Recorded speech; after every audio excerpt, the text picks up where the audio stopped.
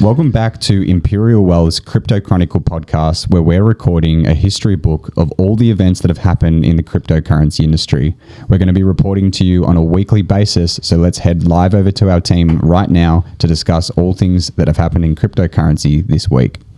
Gentlemen, welcome back. Welcome for another chapter. We joked last week that we're going to be talking about ETFs for the next 6 months. It's pretty much the theme of today's main fundamental rundown. Yes, Welcome Gary. Back. Crashing news, ETFs still not approved. Yep, another week, a few more delays, a few more shoutings at Gary in Congress, and we're still getting nowhere. So. Classic. Well, there's a few other things that we will touch on other than old mate Gary, and we've got Voldemort going to court tomorrow. Yes, Sam I think his trial's officially started, even though he's been probably in and out of jail and home arrest and different courtrooms so far. I think the official trial has started, so that'll be an interesting watch. Don't think he'll be able to Leviosa his way out of that one. I'm sure he'll try. Yeah. We'll see what happens. I mean, he'll probably be getting spoken to in court and still have League of Legends on a laptop whilst he's... I literally read that in an article just before that he was known for playing League of Legends. Yeah, he did I can't remember what, it was like a major news site, and he was doing a live interview, and he's got his webcam on or whatever, and you can hear him clicking, and he's playing LOL the whole time. We were at Consensus, a couple months just before he went down. Could see the Adderall consumption from the crowd, yeah. It was horrific. Actually thinking back on it, we should have known. Oh yeah, I think we did know at the time. We said, Jesus, that didn't look right, and because it obviously live crossed to his little lair in Bahamas, and I think we all know that there are a few illicits there. Do we know who's taken over his lair? The government. Have they sold off all of the his property? Parents? I actually think I read that the government would be selling it and the proceeds would be going to them maybe or something, but I'm not too sure. Typical Bohemians. Add to their BTC stacks. Yes, exactly. Well, there we go. So we'll potentially follow that if it's not boring stuff, but we'll try and report on what's going on with the FTX Sam Bankman-Fried case. Yep. Another thing that's coming up this month is some pretty decent size unlocks. We've got $200 million of coin unlocks coming from some pretty big name projects, including Sui. We've got 4.3% of their total supply coming out, totaling to 17 million. Immutable X got 10 million, 1.55% of their total supply. Aptos, 4.5 million, totaling 1.91% of their total supply. ApeCoin, haven't heard that in a while. ApeCoin, 15.6 million, almost 5% of their total supply. Axie Infinity, 71 million, totaling 15% of their total supply, which is the biggest one. Those poor NFT holders, they've just been hit hard, haven't they? And the last one, Optimism, $35 million worth, totaling to 3%. So keep an eye on those. If you are holding those coins, just have a think about what is going to happen to the price on those coins. It may be a bit of a sell-off with these people finally getting their coins unlocked and looking to, not really cash in a profit. Some of them probably down a fair bit. I was going to say, most of those guys would be old's bleeding at the moment. You wouldn't really get rid of them, would you? Yeah, I think that would be pretty much okay. It might be a good buying opportunity if you like those projects. Optimism, I might have a look at personally. Yeah, well, like what? Ops are down, 1.2 at the moment, isn't it? $1.20. Yeah. Pretty good buy. Pretty good project, though. Yeah. Apes dropped, 140 odd percent. Like, 6 months ago, I think I looked at it. Well, yeah, we will touch on NFTs a bit later. We will indeed. So Mitchell, what's going on? What's going on with old mate Gary? Yeah, so I think since we last touched last Tuesday, obviously a theme most weeks is the ETF rundown and what Gary and the SEC are up to. But towards just shortly, I think last Wednesday, there was two different metrics of pressure really applied from officials in the US, and one of them was a letter that was written to Gary by 4 US Congress representatives. So it was actually a bipartisan members of the House of Financial Services Committee, and essentially they were just arguing, Gary, hurry up. You've got no real grounds to stand on in denying these spot ETFs, and the important thing is here in their arguments is because there's futures ones already. And, it kind of coincided then with his appearance before the House the next day, I believe it was. I did a few articles on these, so you can read these in the Chronicle, but particularly the one where he faced scrutiny over crypto custody guidance. You'll see a number of videos in that article, and they're quite funny to watch, recalling... I'm not sure if you see, I didn't put it in the article, but, he got questioned over the difference between, a Pokemon card and a digital NFT Pokemon card. And he couldn't explain why the digital one would be a security and why, the normal one you can go and buy from the news agency or the service station isn't. He mumbled and stumbled a fair bit on trying to admit that Bitcoin is a commodity and not a security. And he couldn't even mutter those words out without officially saying it, and then you can watch some pretty funny videos on some other congressmen grilling him pretty hard about, his stance over the crypto industry and his unfair treatment. So, just shortly following that, funnily enough, they extended the deadlines of ARC21 shares spot Bitcoin ETF, which, for those that don't know, that's Cathie Wood, the great investor. She actually kind of, assumed that this would happen. And that, when these ETFs get approved, they'll all get approved simultaneously, as opposed to, just hers getting accepted and then maybe in a few months BlackRock's or whatever. And then there was actually a lot in the last week on Ether ETF applications. So we actually had Cathie's Ether one delayed as well as VanEck. And then additionally, though, we had Invesco, Galaxy, as well as Grayscale this morning initiating their process to get an Ethereum ETF. So, asset managers Invesco and Galaxy Digital reportedly submitted their application for one. And then Grayscale is kind of similar to its Bitcoin one, where it's looking to convert its Ethereum Trust into an Ethereum spot ETF, so a pretty similar thing there to their Bitcoin one.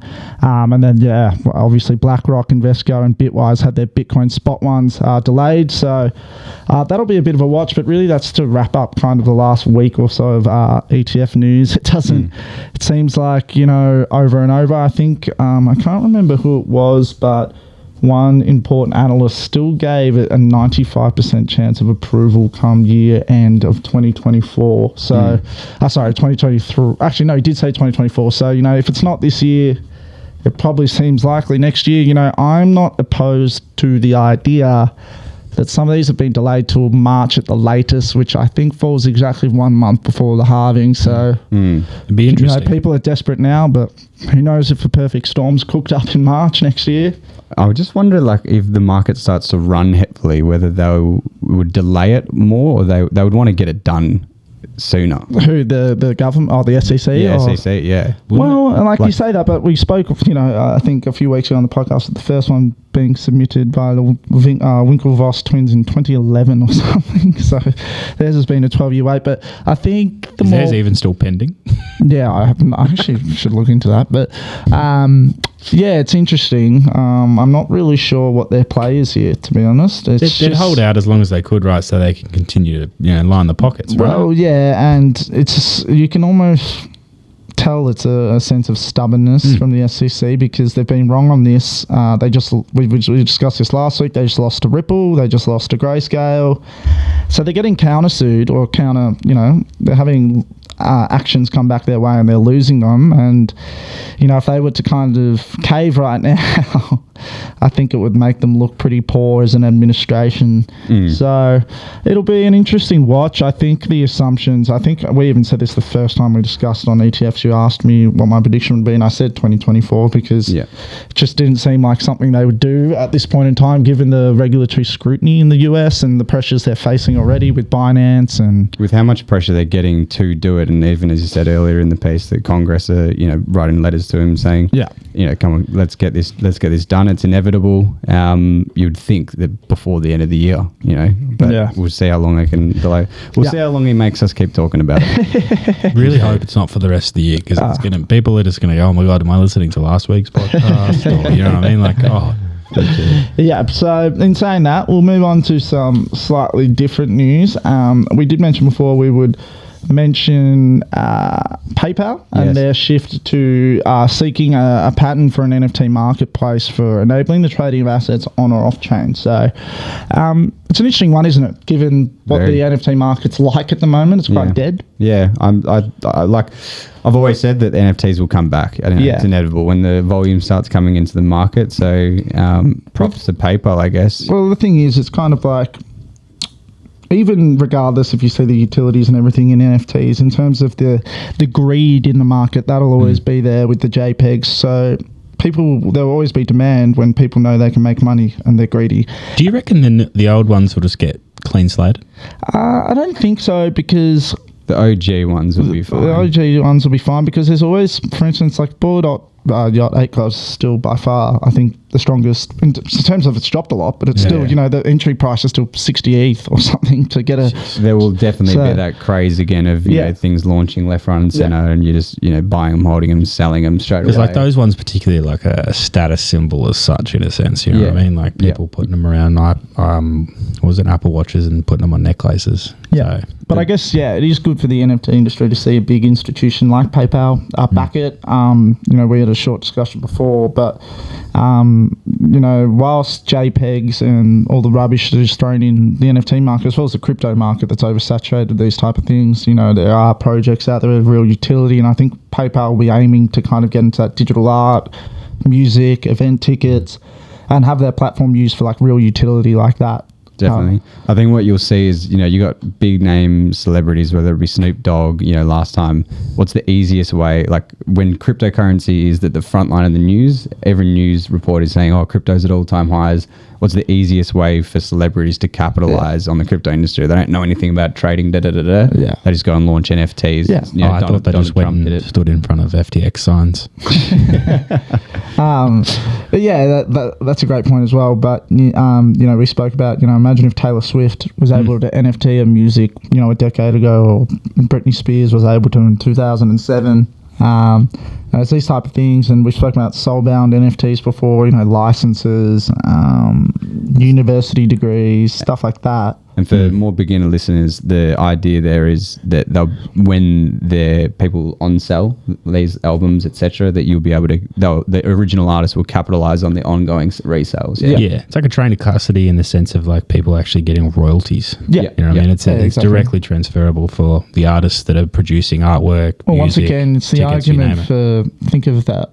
The music example with an NFT ownership, and the royalties is the same as crypto removing the third party in bank transactions. Do you know what I mean? So you're removing that music label that probably takes 80% of the proceeds of that sale of the album, and it's just going straight to the NFT owner, creator, which was the artist. So there's it's an interesting time for the NFT market, given that the difference between the NFT market and the crypto market this year is that crypto's rebounded, whereas NFTs came down with crypto, but it hasn't rebounded this year because of a number of different things, I think. But I agree with Will. I think it's got definitely the space to come back again. I'm liking how much that PayPal are putting into this. You know what I mean? That's the main thing that you just see. One of the biggest financial institutions in the world, really going hard with the stablecoin, now tapping into that. I didn't see them going to that NFT marketplace personally.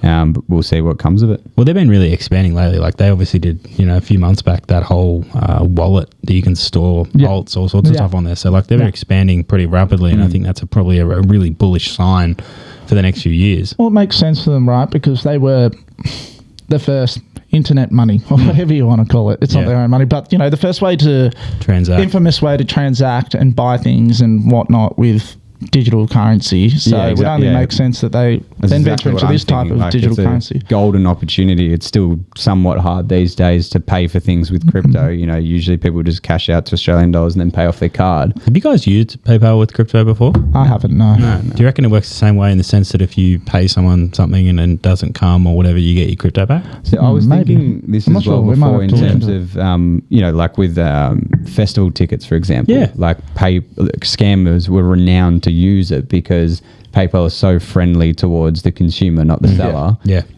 So will there be a bit of that they'll face? I think the idea there would obviously be integrated with smart contracts. So your money wouldn't get released to the other PayPal user unless the other end of the smart contract was executed. There will be the other argument to that, though, that you can just create a fork of a coin that looks like Bitcoin, and then it says on the sale of it, oh yeah, it's Bitcoin, but then it's just like, oh no, I've given them some. Could be security protocols or something that you can't do that on their PayPal, marketplace or whatever it is. I think scammers will always try. They will always I think you've got to upload your cryptos straight to your PayPal account, which it only accepts certain things. I reckon they would have security protocols in place to stop that. But interesting conversation nevertheless. Absolutely. Great for the retail consumer. Yeah. Alrighty. Well, there's one more final bit there. We've got I just wanted to quickly, because I did do an article on it. We haven't heard of these two in a while, but Suzu was apprehended in Singapore recently. For those that remember the name or don't remember it, he was the co-founder of 3 Arrows Capital, which infamously was one of the largest crypto hedge funds in the middle of 2022, that when Terra UST crashed, you had multiple hedge funds, big businesses, cryptocurrency projects that were putting in their anchor protocol, which was a 17% return on BTC, I think it was. Higher? Yeah, no, it's 20. 17-20%, whatever it was. Because guaranteed. Can't even get 3% now. And then obviously once that whole entire ecosystem crashed, they lost all their money too, because their money was in anchor protocol. And then essentially, this guy, there was a $10 billion hedge fund, and then, their whereabouts are unknown. I think they tried to restart 3AC, just like FTX is trying to it's just ridiculous. But, anyone that was involved in that or had ill feelings towards them, well, justice is being served. So there you go. They always get done. But hopefully next week there's a bit more funner news than the ETF race, and we can report to you on some more exciting stuff. I just feel like if it's not approved, we're just going to leave it, because then if we say we're going to talk about it, it won't be approved. Do you know what I mean? We'll play double jeopardy. We've got to be moving. Alrighty. Well, Pumptober, Mitchell. Pumptober. Yeah, so for those that don't know, you would have heard Pumptober or Uptober. Historically, October is one of the best performing months for Bitcoin. I think we should all, as listeners and speakers, take it with a grain of salt, given that all prior years in Bitcoin's infancy has been quantitative easing mainly. This time around, this October with 5.75% interest rate, 5.5 to 5.75, that has never been in any prior October that we've experienced.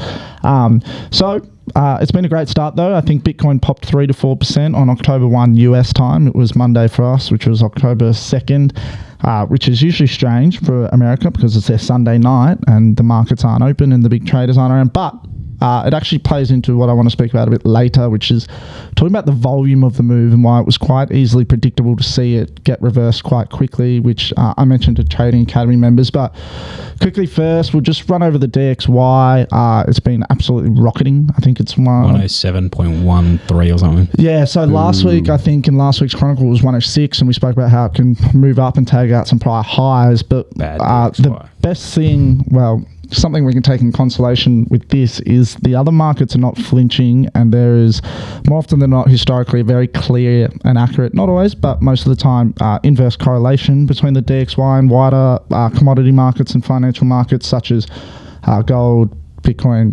S&P 500, NASDAQ.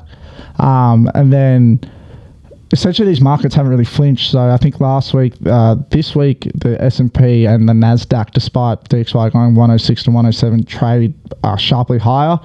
And obviously, additionally, Bitcoin was 26K last week, and we're speaking now and it's at 27.5K. So, those markets really haven't cared. Yeah, which is, it's good when it's good. Yeah, it's good when it's good. But the positive here is sometimes we get the stiff end of the stick, sometimes we get the good end of the stick. And what would be lovely here is as the DXY continues to push up until it eventually tops out, and these markets that's staying rather stagnant instead of dumping, is hopefully when the DXY dumps, we get that relief rally and everyone decides to buy, even though they're not selling right now. But we're seeing a slightly positive thing though with BTCD at least. Yeah. Because that's obviously remaining pretty stable / going up a bit. Yeah, so usually more often than not, it's hard to tell because usually when these big pumps happen, it might be something to do with the volume as well. Because like USDT, it dumped by like 1 and a bit % yesterday. Yeah. Well, I think alts did extremely well yesterday, which hasn't been in the past with those big green candles on Bitcoin. Is they've just been led by BTC, and you'll quickly look at the alts, and they're still the same price as prior to the candle. So yeah, that's also good. But yeah, for those that have been reading the Chronicle, the bullish market structure stays intact. We held really good monthly support that you'll see on a chart in the Chronicle as well. You'll see a number of different things I've shown in the Chronicle, so I've gone a bit more in depth this week given the price action, but you'll see 3 different oscillators in RSI, MACD and OBV presenting great momentum, all coinciding with one another, which was good. And you'll see how Bitcoin actually broke the downtrend. But as I was talking about before, we did swing fail a key resistance level, but what was important about it was if you take a look at it and compare it to the last time we rocketed off that 25k support to 32k, the volume and the demand there was crazy. Like it was like, big. If you go and look at the volume, and you'll see it in the chart I posted in the Chronicle, and then if you compare that to yesterday's where we went from whatever it was, 26k to 28.5k, there was not much buying volume at all. And then you'll see if you look at today's selling volume that it encompassed the buying demand so easily. So 100%. It's always the case. You see it happened in 15 minutes, right? Yeah. If there's not much volume behind it, it can go straight back down with the same negative volume. Yeah, and as I said, it was a Sunday night, so maybe the bearers weren't prepared to sell as fast as what people were to buy, and maybe it was a few market makers just wanting to stack up their long positions and squeeze all the shorts out and enjoy a nice amount of profits. But caught me off guard, that's for sure. Yeah, for sure. I mean, you two were playing ping pong and I had to yell it out. I know, literally. I literally left too. Yeah, I know. He was annoying, yeah. But literally, look, we left the desk. It's not bad, like if you almost want to call it manipulation of the charts, because it pumped right through that negative trend line. Yeah. It did. So for Trading Academy members, this was good. We obviously we've spoken about this last couple of weeks, but we picked a major hold at its absolute low, which is up over 30-35%. A few other micros that are up really well, but they're looking good, and that dollar cost averaging strategy seems to be working well for us. And irrespective of how it looks in immediate short term, we know the long term will always look a lot better and healthier, and we'll thank ourselves for buying when there was blood. That's it. Trading Academy is looking good, and then the Day Trading Academy as well is going really well. We've had a fair few members sign up this week, which is obviously a bit different to the course that we've been talking about, as opposed to educating yourself and learning how to trade yourself. You can just follow as a subscription tipping type service where you sent the setups, and you can obviously make your own choice whether you want to do the trade or not. This last week or two, we traded ARB from 75 cents all the way up to our last TP at 97 cents. We traded Bitcoin from 25.1k all the way up to 28.1k, which was really good. Give us the percentage, mate. You got to be proud of that. Come on. Oh, well, the percentages only matter on the amount of leverage, but it was 1,400% on both trades, which was good. So, nice. It's some good hot fingers over there. Yes. But so far, kind of this last week's been really good for technical price action for most people. But I think moving forward, given that the halving is next April, they're talking like end of April, around 24th to 25th. And then if you kind of go back and study price action and whatnot, the expectation could be that we honestly range anywhere between 20 to 30k for the rest of the year or to the halving. But that's the best thing about the Day Trading Academy, is it actually does not matter at all what price Bitcoin is. You're just trading level to level, resistance to support. So really, to Day Trading Academy members, it'll never really matter what phase of the market we're in. But yeah, absolutely. Basically, you're telling me it's easy money. Oh yeah, it is easy money if you teach yourself. Yeah, let's see the T's and C's. But speaking of the halving, mining.